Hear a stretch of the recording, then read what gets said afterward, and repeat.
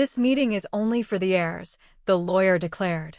I placed Dad's property papers on the table. You mean the ones that already belong to me? Their inheritance evaporated. Can you imagine thinking you finally won, only to have your entire world crumble around you? That's exactly what happened to my stepmother the day my father's will was read. 5 years of no contact, a funeral I was barely welcome at, and then that look on her face when I dropped the property deeds on the table. Pure, unadulterated shock. Because my dad? He was always 3 steps ahead. Before I dive into this wild inheritance story, let me know where you're watching from in the comments. If you enjoy family drama, unexpected twists, and a sweet taste of revenge, hit that like button and subscribe for more incredible true stories. Now, let's get into how I turned the tables on my greedy stepfamily. The call came on a rainy Tuesday morning in Singapore. I was neck-deep in a major real estate deal when my phone lit up with a number I hadn't seen in years. It was Grace, a childhood friend, and her voice, it just cracked. "Maxwell," she choked out, "your father passed away last night." 5 years. That's how long it had been since I'd set foot in Maplewood, the small town where I grew up.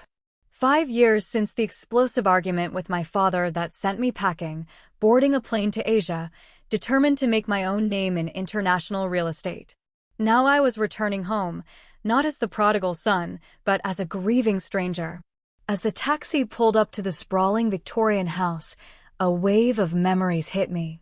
The basketball hoop where Dad taught me to shoot, the porch swing where we'd talk business plans late into summer evenings, the garden where we buried Mom when I was 10. Everything looked smaller, somehow, like my memories had inflated the proportions. Diana's silver Mercedes gleamed in the driveway, alongside 2 other luxury cars I didn't recognize. My father had always preferred his old Cadillac, practical, reliable, unpretentious. Just like him. I paid the driver, my suitcase feeling heavier than it had at the airport. Before I could even reach for the doorbell, the front doors swung open. My stepsister Brittany stood there, her face a carefully composed mask of politeness that didn't quite reach her eyes. "Maxwell," she said, her voice flat, devoid of emotion. "We weren't sure you'd come." "He was my father," I replied simply, the words tasting like ash.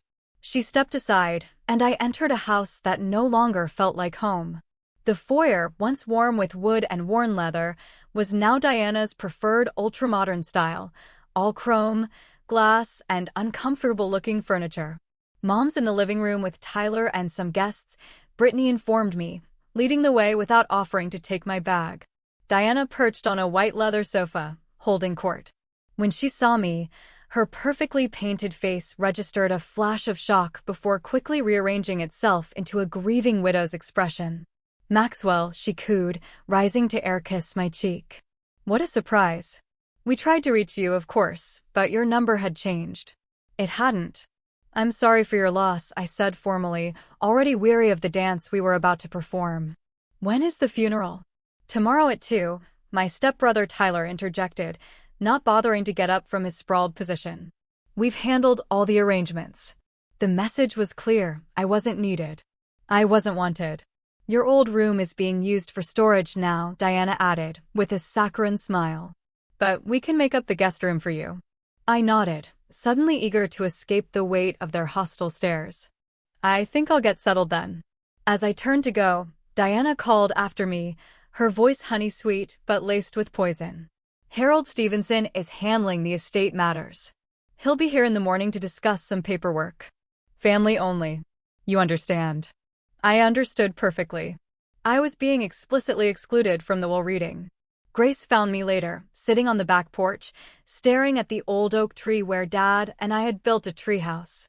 "They've been awful, Max," she said, sinking beside me. "Since Richard got sick, they've been acting like they own the town already. Diana's been meeting with developers, talking about selling off properties." Grace had grown up next door and had stayed in Maplewood. She told me Dad's health had deteriorated rapidly, information Diana had never bothered to share. My chest tightened. "Your dad asked about you," Grace said quietly. "All the time. He kept your international magazine features in his office." A knot in my chest tightened further. "His office is still intact, right?" Grace shook her head. "Diana cleared it out last week. Everything boxed up and moved to storage." She even changed the locks. I thanked Grace, my mind racing, and headed back inside. The guest room was impersonal, cold. As I unpacked, voices drifted from the hallway. Once Harold confirms the will tomorrow, we can move forward with the Riverside property sale, Diana was saying. Lawrence has already made an offer. What about Maxwell? Tyler asked. Think he'll cause problems? Diana's laugh was sharp, brittle. What can he do? Richard left everything to us. Maxwell made his choice when he abandoned his father.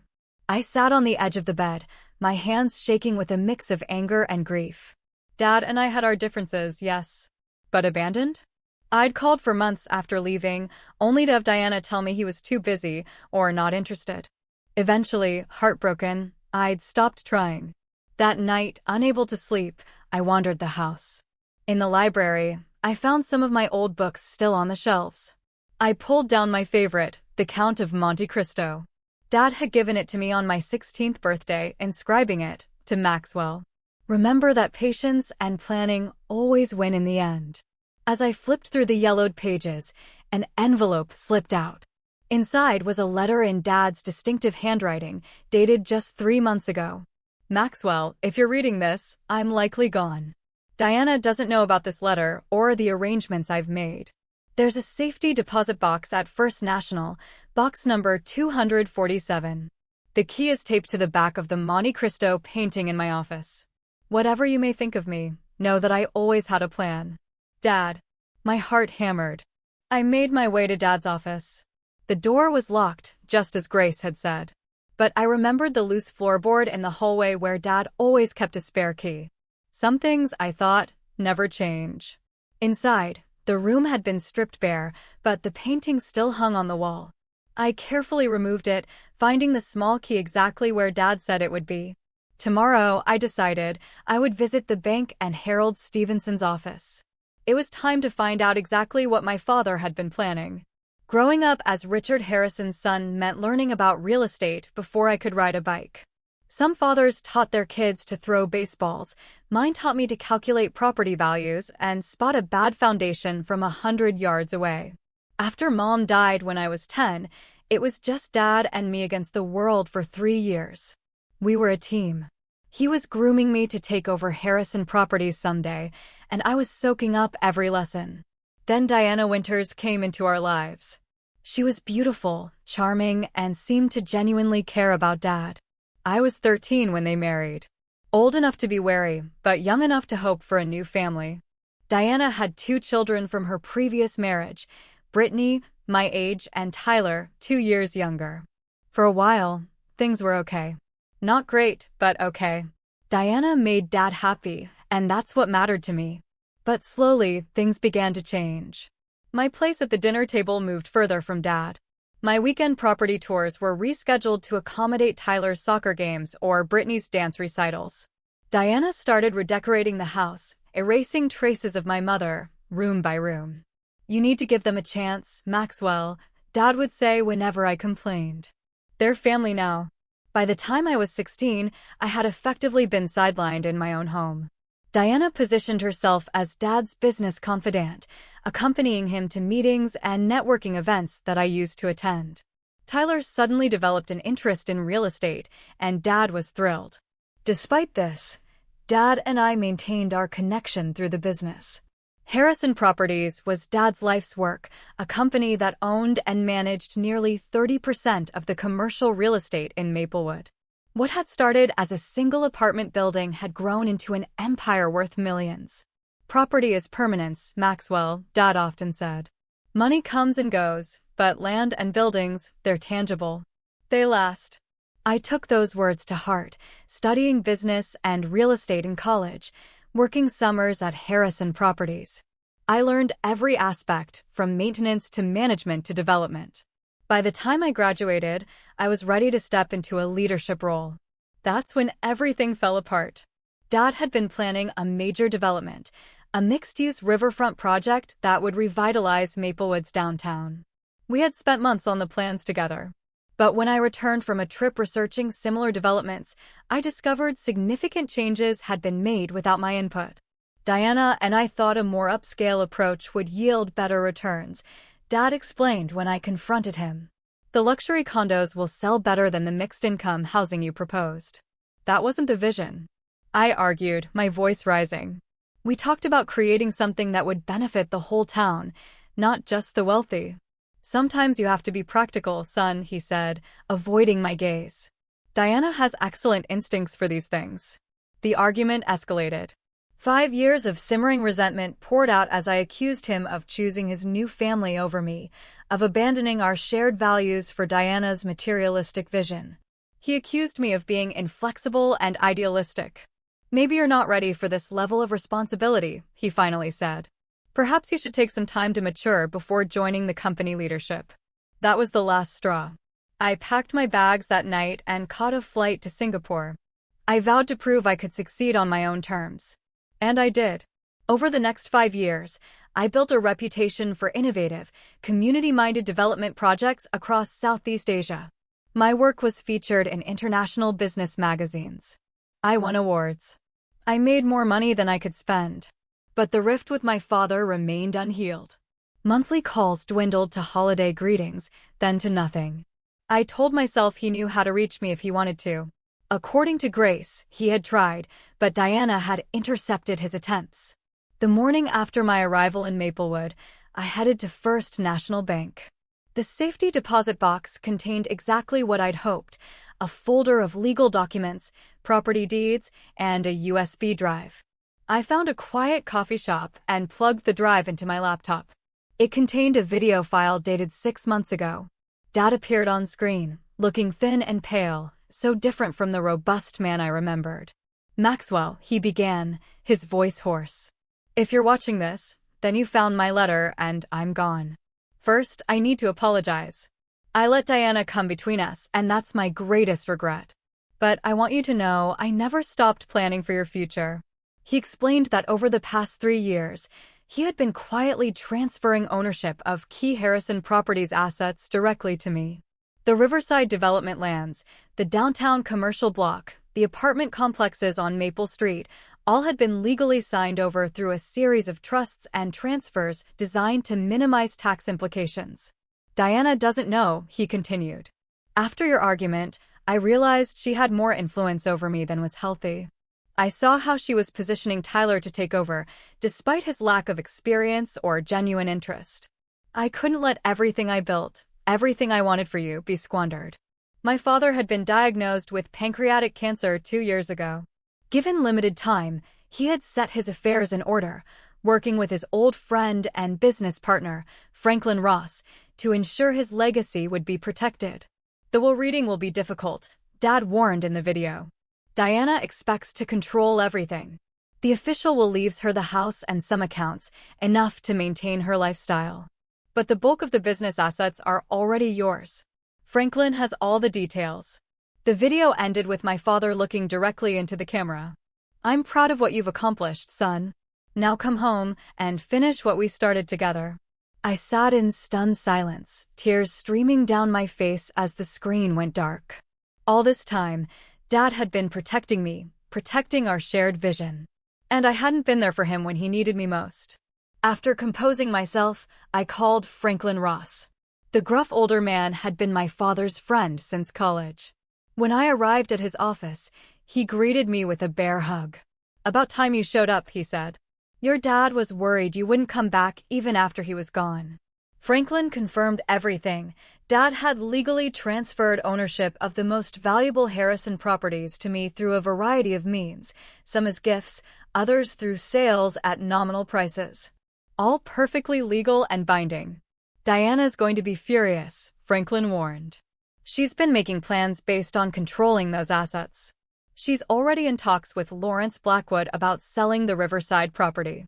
Lawrence Blackwood was Dad's longtime business rival, known for cheaply built, overpriced developments.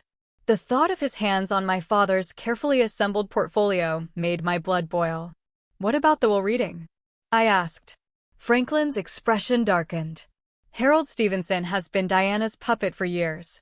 Your dad kept him as the family attorney to avoid suspicion, but he didn't trust him with the real plan. Harold scheduled the reading for this afternoon, and Diana's made it clear you're not welcome. I fingered the property deeds in my briefcase. Oh, I think I'll attend anyway. Franklin's smile was wolfish. Richard would have loved this. He always said you had his flair for the dramatic moment. As I left his office, I felt my father's presence more strongly than I had since returning to Maplewood. He had entrusted me with his legacy, and I wouldn't let him down. Diana and her children were about to learn that they had underestimated both Harrison men. Margaret Wilson had been my father's executive assistant for 20 years. She knew everything about Harrison Properties. When I walked into the company headquarters that morning, her face lit up with genuine pleasure. "Maxwell Harrison," she said, rising to embrace me. "I was hoping you'd come." The offices had changed, sleeker, colder, but Margaret's domain remained a comforting throwback, with its orderly filing cabinets and family photos, including, I noticed with a pang, several of me that Dad must have supplied her with over the years. "Your father wanted me to give you this," Margaret said quietly, slipping me a second USB drive.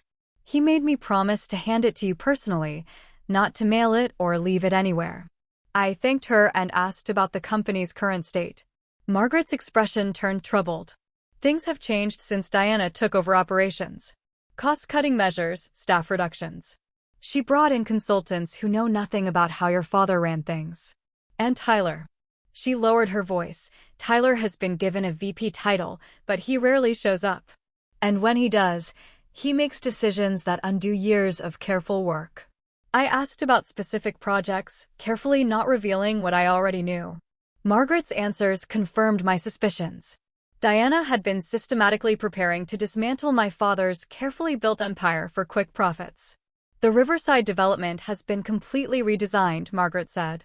"Your father's vision for a community space with affordable housing has been replaced with luxury condos and high-end retail. Lawrence Blackwood's company is set to take over construction next month." Before leaving, I asked to see my father's office.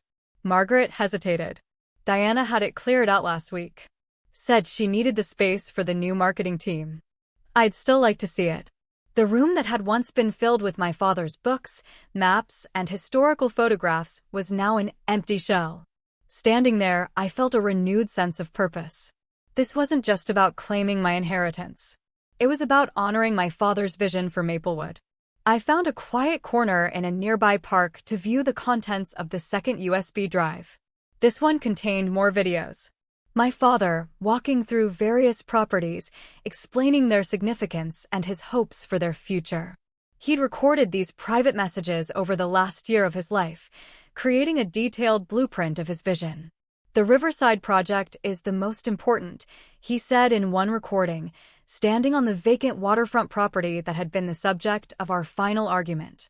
"This could transform Maplewood, create housing and opportunities for everyone, not just the wealthy.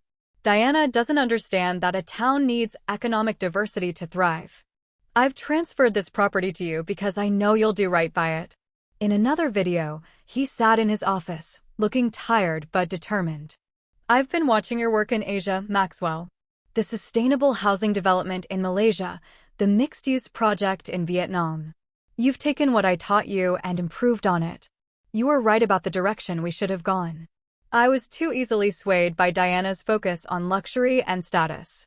By the time I finished watching all the videos, I had a complete understanding of not just what my father had transferred to me, but why.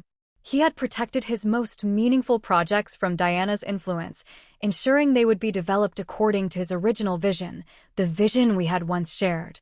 My next stop was to meet with James Patterson, the accountant who had handled my father's personal finances for decades. James greeted me warmly but cautiously.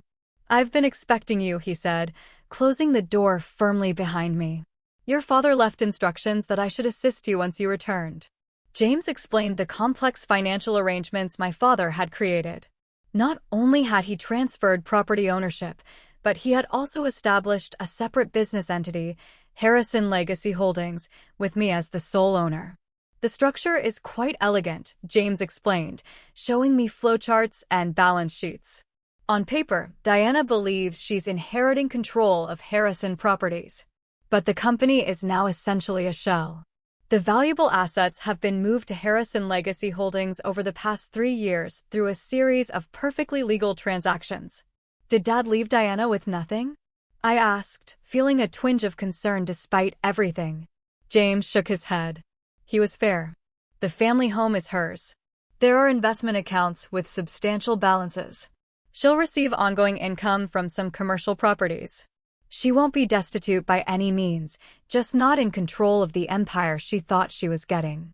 I spent the rest of the morning reviewing documents and making calls to verify my legal standing. By noon, I was confident. The property deeds were valid. The business transfers were properly filed. My father had methodically ensured that his wishes would be carried out, regardless of what his official will might say. As I prepared for the will reading, scheduled for 2 p.m., I felt both nervous and resolute. Diana and her children had spent years pushing me out of my father's life, thinking they had secured their future. They had no idea what was coming. I dressed carefully in my best suit, charcoal gray, with a subtle blue tie that had been a gift from my father years ago. In my briefcase, I organized the key documents, property deeds, business registration papers, transfer records, irrefutable evidence of my father's true intentions. Before heading to Harold Stevenson's law office, I made one last call to Grace. She had been my closest confidant, and I valued her insight. Diana's been telling everyone you abandoned your father and don't deserve anything, Grace warned me. She's been playing the devoted wife role to perfection. Be prepared for theatrics. I'm not looking to humiliate her, I said, though a flicker of temptation crossed my mind. I just want to honor Dad's wishes. Grace's silence spoke volumes. Okay, I amended, a small smile touching my lips. Maybe I want to humiliate her a little. Grace laughed. She deserves it. Your dad wasn't happy these last few years, Max. He missed you. Whatever happens today, remember that he wanted you to come home and take your rightful place. With those words bolstering my courage, I headed to Harold Stevenson's office, ready to face the family that had tried to erase me from my father's legacy. Harold Stevenson's law office occupied the entire top floor of one of Maplewood's few high-rise buildings, a modest 4-story structure. My father had actually owned the building, though I wondered if Harold knew that ownership had transferred to me 6 months ago. I arrived 5 minutes early, taking a moment in the lobby to center myself. This confrontation had been years in the making, though neither Diana nor her children realized it yet. The receptionist looked startled when I gave my name. Oh, Mr. Harrison, let me check with Mr. Stevenson. She disappeared, returning moments later with a flustered-looking Harold. Harold Stevenson had been my father's attorney for 20 years. He drafted my first will when I turned 18, handled paperwork for my first investment property. Yet now, he regarded me like a stranger. Worse, an intruder. Maxwell, he said, not extending his hand. This is unexpected. Today's meeting is just a small family gathering to discuss preliminary matters. I'm family, I replied simply, my voice even. My father's only blood relative, in fact. Harold's discomfort was palpable. Diana felt it would be best if, given your arrangement, perhaps we could arrange a separate meeting to discuss any concerns you might have. I'll join today's meeting, I said firmly. Shall we? Without waiting for a response, I walked past him toward the conference room, where I could hear voices. Harold hurried after me, nearly tripping. When I pushed open the door, the conversation inside abruptly ceased. Diana sat at the head of the table, where my father would have sat, dressed in elegant black that complemented her ash-blonde hair. Brittany and Tyler flanked her like courtiers. A few others were present, Dad's banker, a cousin of Diana's who never liked me, and a man I recognized as Lawrence Blackwood's attorney. Diana recovered first. Maxwell, this is a surprise. Her tone suggested it was anything but pleasant. I came to hear my father's will, I said, taking a seat directly opposite her. Harold hovered uncertainly. Diana, I wasn't aware Maxwell would be joining us. Diana's perfectly made-up face hardened. This meeting is for heirs only, she said coldly. Maxwell removed himself from this family years ago. I said nothing, simply opening my briefcase and removing a folder of documents. I think we should begin, Harold said, taking his seat and arranging his papers. We're here for the reading of Richard Harrison's last will and testament. As Harold began the formal legal preamble, I studied the faces around the table. Diana maintained a mask of somber dignity, occasionally dabbing at dry eyes with a lace handkerchief. Tyler looked bored, checking his watch repeatedly. Only Brittany showed any genuine emotion, her eyes red-rimmed and puffy. To my wife, Diana, Harold read, "I leave our family home at 247 Maple Avenue, its contents, and the sum of $2 million. Diana nodded, as if this were exactly what she expected. I noticed she didn't seem surprised or particularly grateful. This was clearly the minimum she had anticipated. To my stepdaughter, Brittany, I leave the sum of $1 million and my collection of first edition books." Brittany looked up in surprise. My father's book collection had been his pride, carefully assembled over decades. I was startled, too. This didn't align with the plans Dad had shared. But I remained silent. To my stepson, Tyler, I leave the sum of $1 million and my vintage car collection. Tyler smirked. Dad's cars were worth a considerable amount. The 1965 Mustang alone was valued at over $100,000. As to my business interests, Harold continued, his voice wavering slightly, Harrison Properties and all associated assets I leave to. Diana straightened, a triumphant gleam in her eye. My son, Maxwell Harrison. The room went deathly quiet. Then Diana laughed, a sharp, disbelieving sound. That's impossible, she scoffed. Richard changed his will 2 years ago. I was there. Harold looked profoundly uncomfortable. There was a codicil filed 6 months ago, he admitted. It reversed the previous changes. Diana's face flushed with anger. You never mentioned this. I wasn't aware of it until yesterday, Harold said weakly. It was filed with the court directly by Richard. I received the official copy yesterday afternoon. It doesn't matter. Diana snapped dismissively. Harrison Properties' assets are what matter, and I've been running the company for the past year. The board will never accept Maxwell's leadership after he abandoned his responsibilities. This was the moment. The one I'd been waiting for. I placed the property deeds on the table, sliding them toward the center where everyone could see. These are the deeds to the Riverside Development property, the downtown commercial block, the Maple Street apartments, and 12 other key properties, I said calmly, my voice resonating in the silent room. You'll notice they're all in my name. Have been for some time. Diana snatched up the papers, her hands shaking as she flipped through them. These must be forgeries. They're not, I said. Dad transferred ownership to me legally over the past 3 years. You can verify with the county recorder's office. You mean, I added, unable to resist the dramatic flourish my father would have appreciated, the ones I already own. Tyler jumped to his feet. You can't just come back after 5 years and take everything. I'm not taking anything, I replied evenly. I'm claiming what already belongs to me, what Dad wanted me to have. Diana's face had gone from flushed to ashen. Harold, is this legal? Can he do this? Harold, who was examining copies of the deeds with a stunned expression, nodded reluctantly. The transfers appear legitimate. If Richard signed these properties over while he was alive, they wouldn't be part of the estate. What about Harrison Properties? Diana demanded, her voice rising to a frantic pitch. The will says Maxwell gets the company. The company assets are primarily the properties, Harold explained, looking increasingly miserable. If the properties are already in Maxwell's name, then the company itself is a shell. I finished for him. Dad also established Harrison Legacy Holdings last year, transferring operational control of all these properties to the new entity. I'm the sole owner. The room erupted into chaos. Tyler was shouting about contesting the will. Diana was threatening to sue everyone, including Harold. Brittany sat silently, watching me with an unreadable expression. When Diana finally ran out of steam, I spoke again, my voice quiet but firm. Dad left you financially secure, Diana. The house, investments, some income properties. He wasn't vindictive. But he built Harrison Properties from nothing, and he wanted its legacy protected. He knew you planned to sell it off, piece by piece. You have no right, Diana hissed. I was his wife. I took care of him while you were off playing developer in Asia. I wanted to come back, I said, meeting her furious gaze. I called for months after I left. You told me he didn't want to speak to me. A flicker of guilt crossed Diana's face before she masked it. He was disappointed in you. Then why did he leave me everything that mattered to him? I challenged. Why did he spend the last years of his life creating an elaborate plan to ensure I would carry on his work?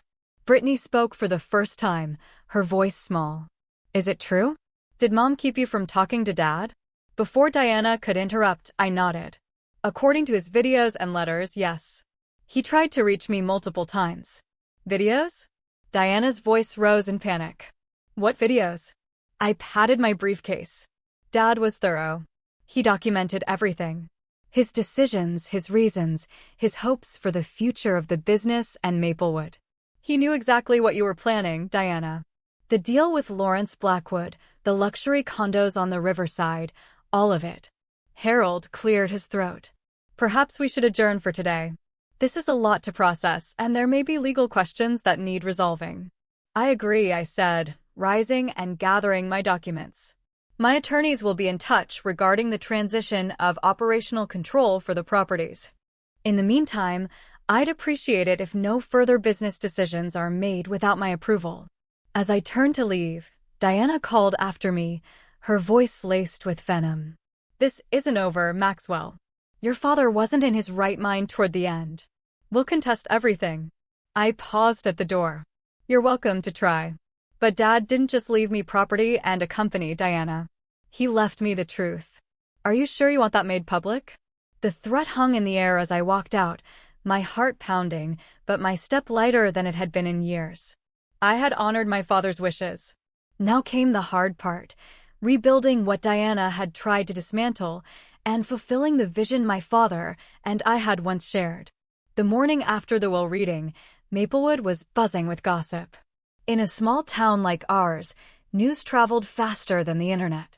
By the time I stopped at Bernard's Bakery for coffee, I'd received a dozen curious stares and several congratulatory nods from old-timers who'd known my father for decades. Your dad would be mighty pleased, said Bernard himself as he handed me a cinnamon roll on the house. Diana had folks worried about what would happen to the town if she sold everything to outsiders. I thanked him and took a seat by the window, watching the familiar rhythm of Main Street. Maplewood had changed less than I had in 5 years. The same shops lined the street, the same courthouse stood at the end of the square, the same sense of community persisted despite Diana's best efforts to remake it in her image. Grace joined me, sliding into the seat across from mine without invitation. You're the talk of the town, she said, stealing a piece of my cinnamon roll. Diana's telling anyone who'll listen that you manipulated your father in his final days and that she'll see you in court. Let her try, I replied, a weary sigh escaping me. Dad documented everything.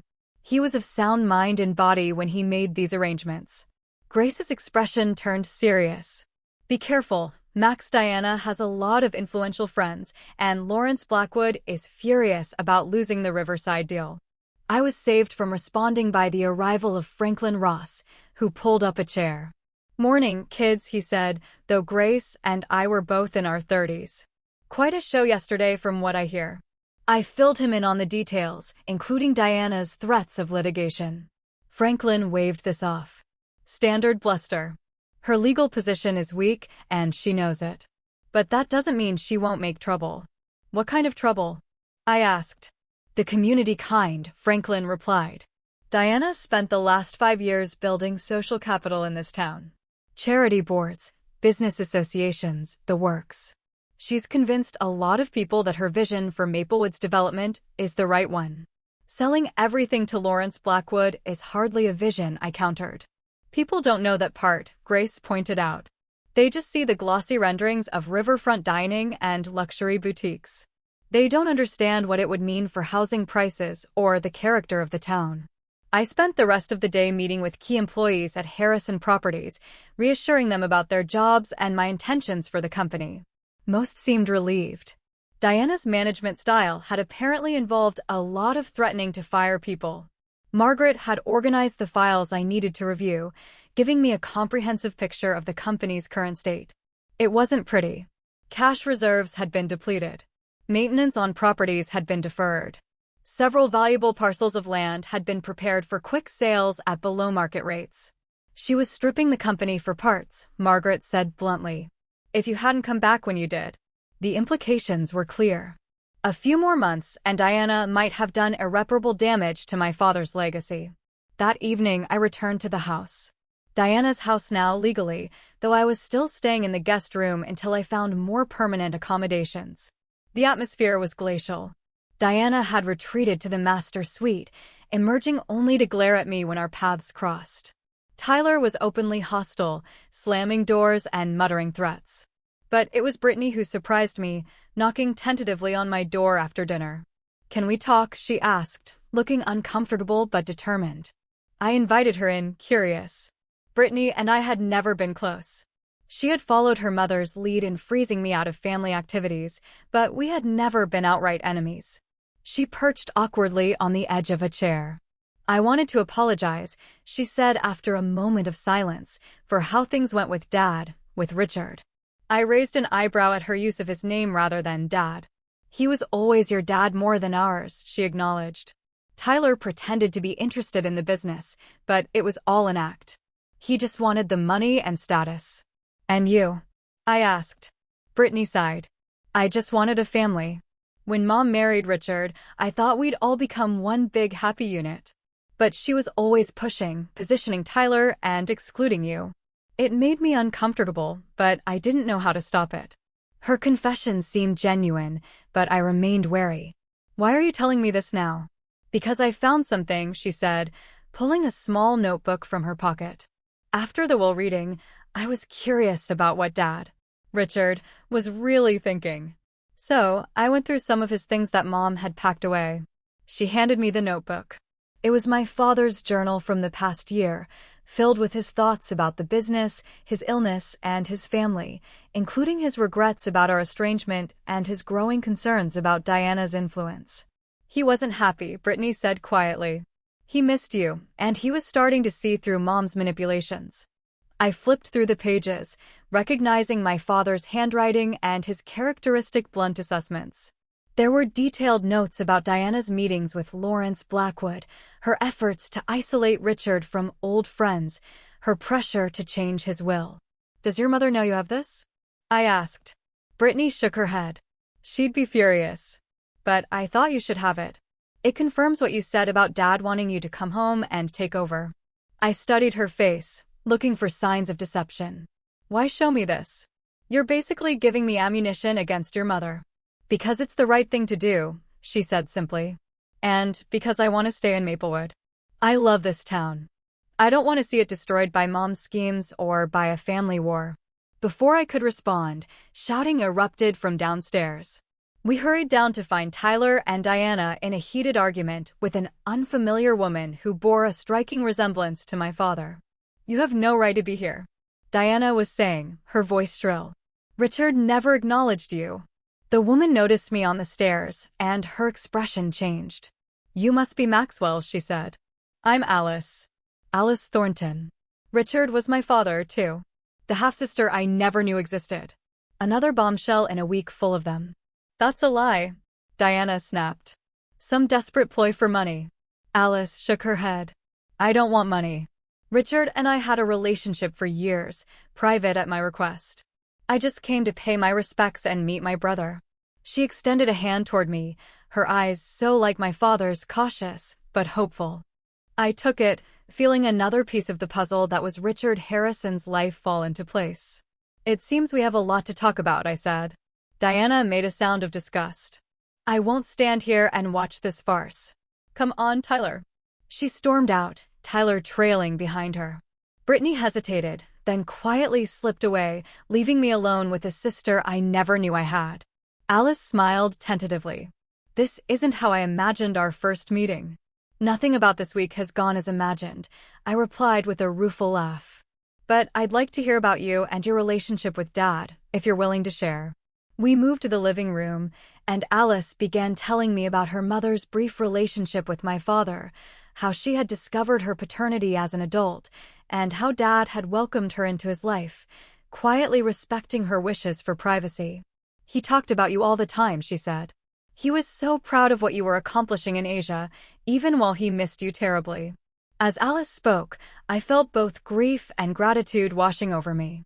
Grief for the years lost with my father, and gratitude that he had found ways to protect his legacy despite Diana's interference.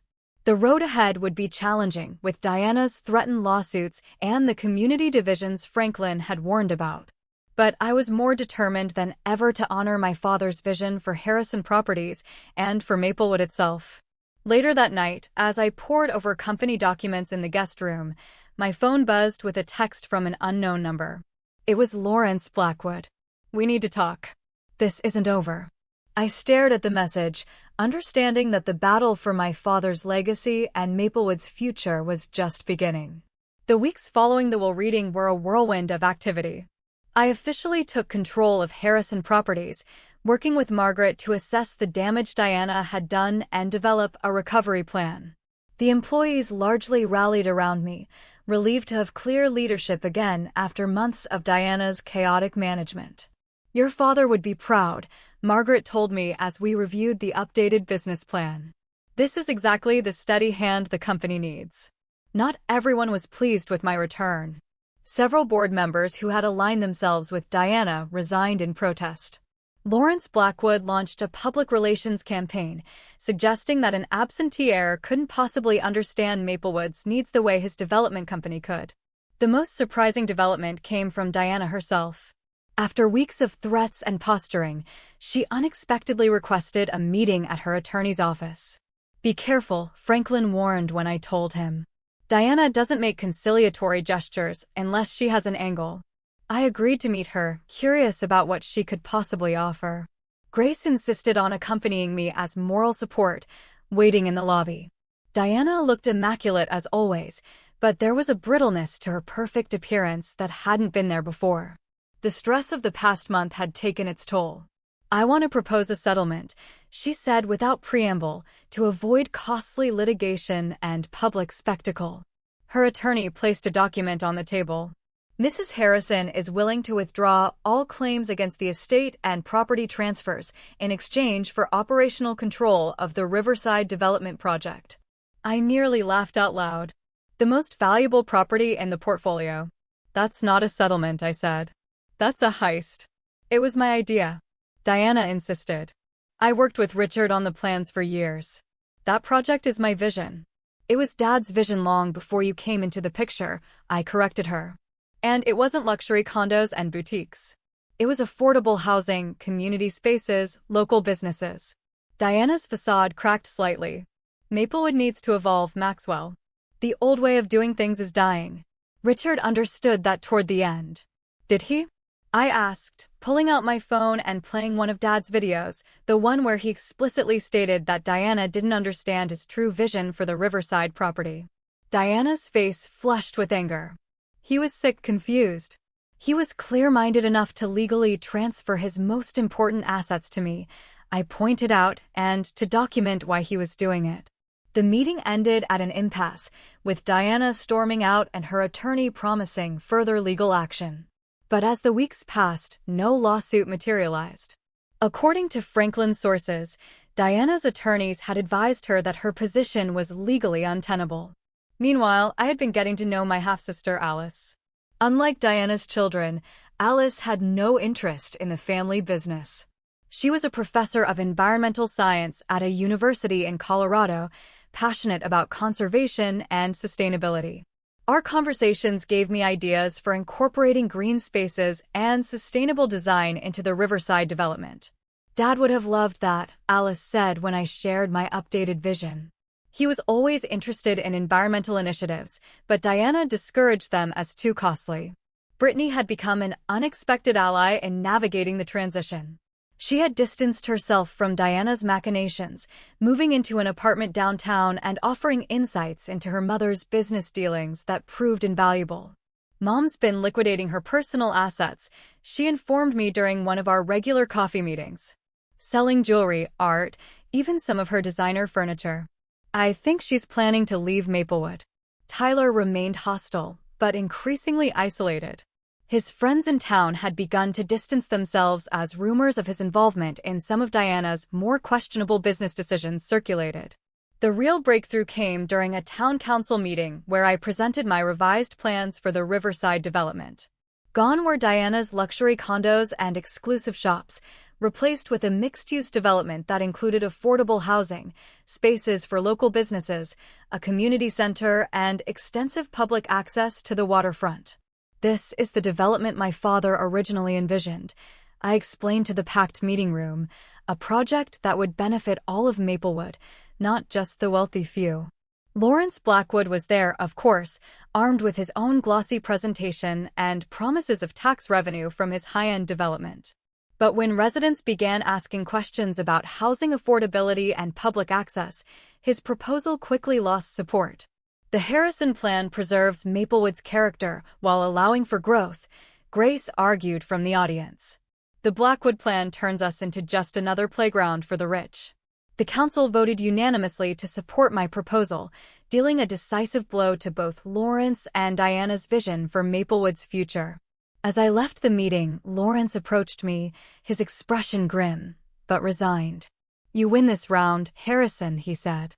"But I've been in this business a lot longer than you. Or you could adapt," I suggested. "There's room for your company in my development plan if you're willing to work within a community-focused framework." Lawrence seemed startled by the offer. "Why would you suggest that?" "Because despite everything, you're good at what you do," I acknowledged. "And Dad always said that a smart businessman can find a way to do well by doing good." We didn't reach an agreement that night, but the door had been opened. Sometimes reconciliation comes from unexpected directions. The final confrontation with Diana came not in a courtroom, but in the garden of what had once been our family home. I found her there one evening when I came to collect the last of my belongings before moving into my own place. She was sitting on a stone bench near my mother's rose bushes, looking smaller and older than I remembered. When she saw me, she didn't lash out as I expected. "I'm leaving Maplewood," she said simply. "There's nothing for me here anymore." I sat beside her, maintaining a careful distance. "Where will you go?" "Back to Connecticut. My sister is there." She glanced at me sideways. "You've won, Maxwell. The company, the town's support, even my daughter's loyalty. Are you satisfied?" The question wasn't entirely bitter. There was genuine curiosity in it. "It was never about winning," I said after a moment. "It was about honoring Dad's legacy, about doing right by Maplewood." Diana was quiet for a long moment. "He changed after you left," she finally said. "Became more distant, more focused on his projects. I thought if I took an interest in the business, it would bring us closer." "And then you got a taste for it," I suggested. She didn't deny it. "I'm not apologizing for wanting security, Maxwell. When you've been left with nothing once in your life, you do whatever it takes to make sure it never happens again." I thought about the complex woman beside me. Manipulative and materialistic, yes, but also shaped by her own fears and experiences. "Dad left you financially secure. The house, the investments. You didn't need to try to take everything." "Need has little to do with it," she replied with unexpected frankness. "But it's done now." She stood, straightening her shoulders. "I've instructed my attorney to withdraw all objections to the will and property transfers. In return, I expect you to honor the provisions Dad made for me and my children." "I never plan to contest those," I assured her. She nodded once, a businesslike conclusion to our relationship. "Goodbye, Maxwell. I doubt we'll see each other again." As Diana walked away, I felt not triumph, but a strange mix of relief and sadness. The family I had once hoped for when Dad remarried had never materialized. But in its place, new connections had formed, with Alice, with Brittany, with the community of Maplewood that had welcomed me home. The next morning, I met with the Harrison Properties team to officially launch the Riverside Development Project. As I looked around the conference room at the eager faces, including Brittany, who had recently joined the marketing department, I felt my father's presence strongly. "My father used to say that property is permanence," I told the team. "What we build here will outlast all of us. So, let's make sure it's something Maplewood can be proud of for generations to come." As the meeting broke up, Grace approached me with a smile. "Your dad would be really proud, Max." I nodded, feeling at peace for the first time since returning to Maplewood. I think he would. And I think this is just the beginning. 1 year after my return to Maplewood, I stood on the newly constructed observation deck overlooking the Riverside development. What had once been vacant land was now a bustling construction site, with the first phase of buildings already taking shape. Mixed-income housing units flanked a central green space, while the foundations for the community center and local business incubator were being laid closer to the water. "Quite a view," said Franklin, joining me at the railing. "Richard would have loved this." I nodded, thinking of my father's vision for this property and how close it had come to becoming something entirely different. "I wish he could see it." "He can," Franklin said simply, pointing to a bronze plaque we had installed at the entrance to the development. Richard Harrison Memorial Park would be the centerpiece of the project, ensuring that my father's contribution to Maplewood would be remembered. The past year had been transformative, both for Harrison Properties and for me personally. Taking control of my father's company had forced me to put down roots in a way I'd avoided for years, to engage with the community not just as a developer, but as a citizen with a stake in its future. The scholarship committee approved all 15 applications, Alice informed me, consulting her tablet as she approached. My half-sister had moved to Maplewood 6 months ago to help establish the Richard Harrison Foundation, which provided educational opportunities for local students interested in sustainable development and community planning. "Perfect," I replied. "And the internship program launches next month. We've got partnerships with 3 colleges already." Alice had become an integral part of my life, bridging the gap between my past and present. Through her, I learned stories about our father I'd never known, his quiet environmental activism, his anonymous support for students who couldn't afford college, his mentorship of young entrepreneurs. "He never wanted recognition," Alice explained once. "He just wanted to make things better." In that spirit, I had redirected Harrison Properties toward development that balanced profit with community benefit. It wasn't always easy. Lawrence Blackwood and his allies on the Business Council frequently opposed our more progressive initiatives, but we were making progress. Surprisingly, it was Brittany who often helped navigate these political waters. Having grown up watching Diana charm and manipulate her way through Maplewood society, Brittany had developed a keen understanding of the town's social dynamics. Lawrence is planning to speak against the affordable housing expansion at next week's council meeting, she warned me as we walked back to the office. He's been lobbying council members behind the scenes. "Any suggestions?" I asked, having learned to value her strategic thinking. Brittany smiled. "I've already arranged for residents from the first phase to attend and share their stories. Lawrence can argue with us, but he can't argue with families who now have stable housing because of the development." Back at Harrison Properties headquarters, I found Margaret waiting with a stack of documents requiring my signature. Among them was the final paperwork, severing Diana's remaining connections to the company. She had agreed to sell her minority shares in exchange for a lump sum payment.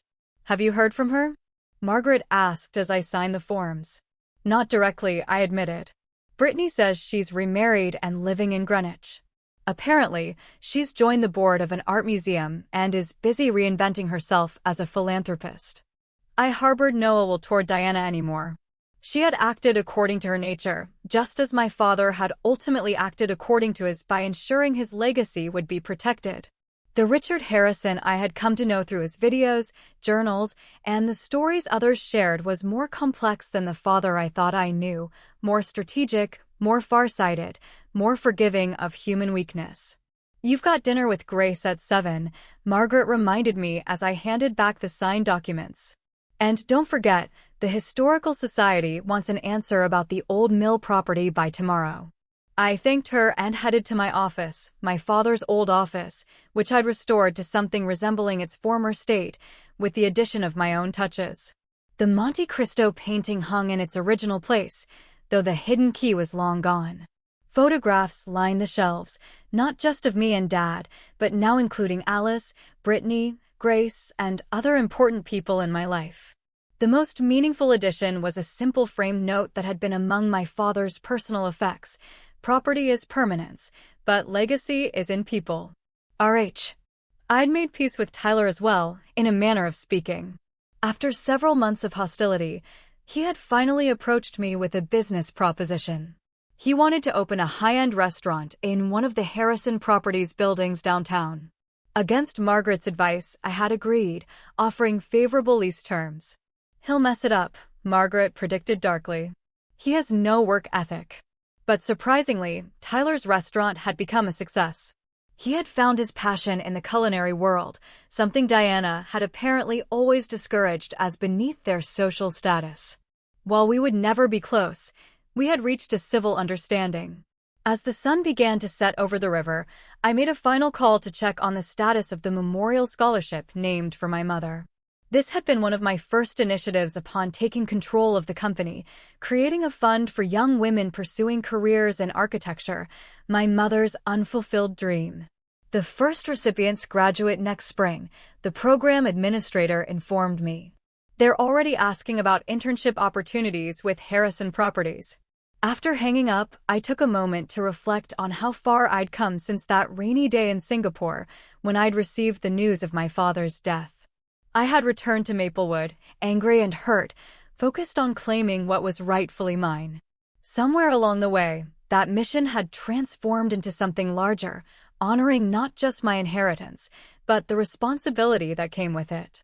The confrontation at the will reading, my dramatic moment of placing the property deeds on the table, now seemed like a lifetime ago. It had been satisfying, yes, but the real satisfaction came from what followed. The relationships rebuilt, the community strengthened, the legacy secured. Grace was waiting for me at our favorite restaurant, her smile warming as I approached. Our friendship had deepened over the past year, gradually evolving into something more.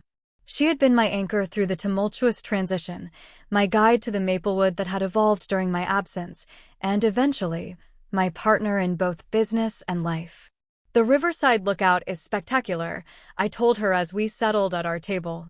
"You should see the sunset from up there." "Show me after dinner," she suggested. I nodded, already planning to bring champagne. The ring I'd purchased last week was burning a hole in my pocket, waiting for the perfect moment. As we enjoyed our meal, I found myself thinking about the journey that had brought me here. The inheritance I had fought for had turned out to be so much more than property deeds and business assets. It was a chance to reconcile with my past, to forge new connections, to build something meaningful on the foundation my father had created. The real estate deeds I had dramatically presented at the will reading had been important, yes, they had given me legal control of my father's legacy. But the true inheritance was the vision and values he had instilled in me, the lessons about community and responsibility that had shaped my approach to development, even during our years apart. Diana had never understood that. She had seen the properties as assets to be leveraged, the business as a source of wealth and status. She had missed the deeper purpose that had driven my father throughout his life. As Grace and I walked along the riverfront after dinner, hand in hand in the gathering twilight, I felt a profound sense of gratitude for my father's foresight, for the second chance at belonging in Maplewood, for the opportunity to build something that would outlast me. "What are you thinking about?" Grace asked, noticing my contemplative mood. "Legacy," I replied, squeezing her hand. "What we leave behind. How we're remembered." She squeezed my hand back. "Your dad would be proud of what you've done here. What you're still doing." I nodded, thinking of the complex, imperfect, ultimately loving father I had come to know better in death than I sometimes had in life. He had made mistakes. We all did. But in the end, he had done his best to protect what mattered most. As we reached the observation deck overlooking the project that would define Maplewood's future, I knew it was time. The ring box felt heavy in my pocket. But my heart was light. Whatever came next, I was exactly where I was meant to be, building on my father's legacy while creating my own. What about you? Have you ever had to stand up for what was rightfully yours against people who tried to take advantage? Or have you experienced a moment where you had to choose between justice and reconciliation? I'd love to hear your stories in the comments below. Don't forget to like this video if you enjoyed this story of inheritance drama and family redemption. And subscribe for more true stories that will make you think about legacy, family, and what truly matters in life. Thank you for watching. And remember, Sometimes the most valuable inheritance isn't property or money, but the values and vision passed down through generations.